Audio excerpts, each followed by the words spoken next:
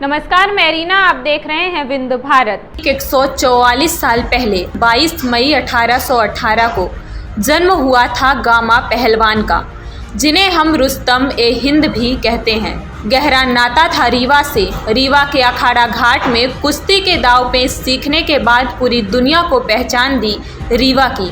आज हम बात करेंगे आज से ठीक 144 साल पहले जन्म लेने वाले एक व्यक्ति की। 22 मई 1878 को अमृतसर के जब्बोवाल गांव में गुलाब मोहम्मद बाक्सबट का जन्म हुआ। हालांकि कुछ लोग कहते हैं इनका जन्म मध्य प्रदेश के दतिया में हुआ था। जन्म को लेकर कुछ विवाद हो सकता है, लेकिन उनके कामों को लेकर कोई भी विवाद नहीं।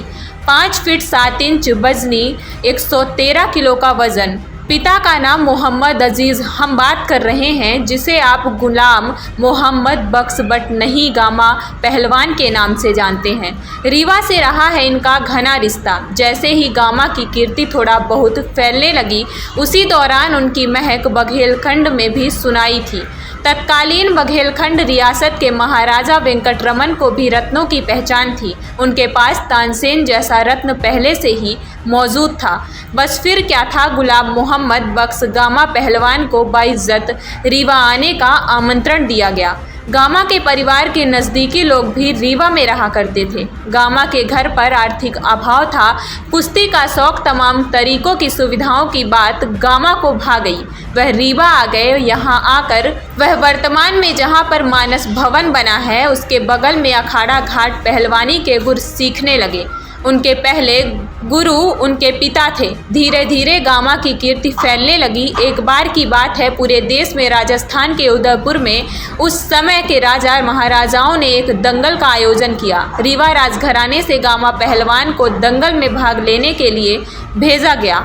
5 फीट 7 इंच ऊंचाई वाले 113 किलो के गामा को देखकर सहज ही अंदाजा लग जाता था यह कोई साधारण आदमी नहीं। यही साबित किया गामा ने।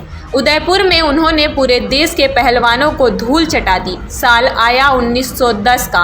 अब देश के बाहर विदेशी पहलवानों को भी धूल चटाने का मौका मिला।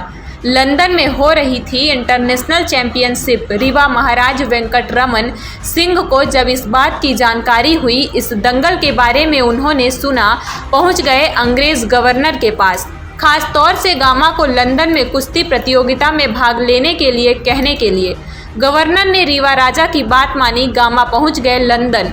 अपने भाई इमाम बख्श के साथ इंटरनेशनल कुश्ती चैंपियनशिप में भाग लेने पहुंच गए गामा, लेकिन यहां पर उन्हें कम हाइट का मानकर छोटा बच्चा समझकर प्रतियोगिता में भाग लेने से रोक दिया गया।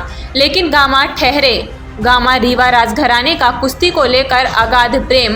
गामा का पूरा भरोसा। उनके गुरु कोच मीरा बख्श ने सारे अखबारों में विज्ञप्ति छपा दी, जो कोई भी 5 मिनट में हरा देगा उसे 1 मिनट 1 पाउंड के हिसाब से 5 पाउंड इनाम दिया जाएगा। उस जमाने में 5 पाउंड की रकम बहुत बड़ी मानी जाती थी। पहले दिन 3 पहलवान सामने आए। दूसरे दिन 12 सभी को गामा ने धूल चटा दी। मजबूरी में इंटरनेशनल कुश्ती चैंपियनशिप के आयोजकों को गामा को प्रतियोगिता में भाग लेने का मौका देना पड़ा।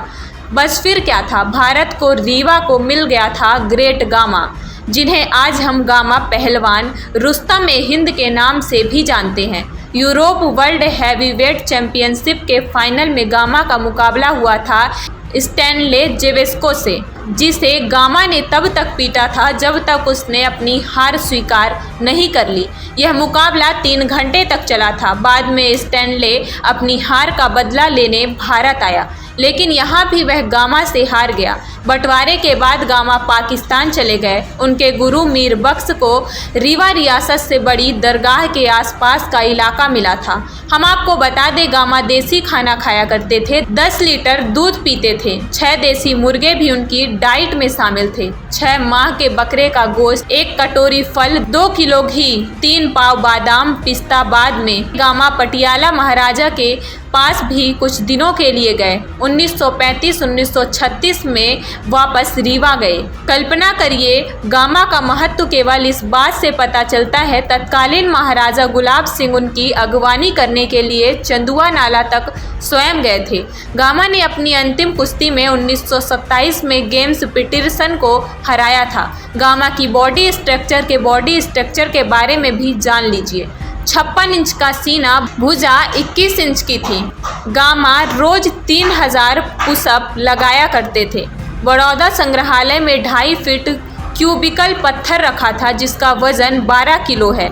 23 दिसंबर 1902 को गामा ने इस पत्थर को उठाया था। 1947 के पहले गामा अमृतसर में थे, बाद में वह पाकिस्तान चले गए थे।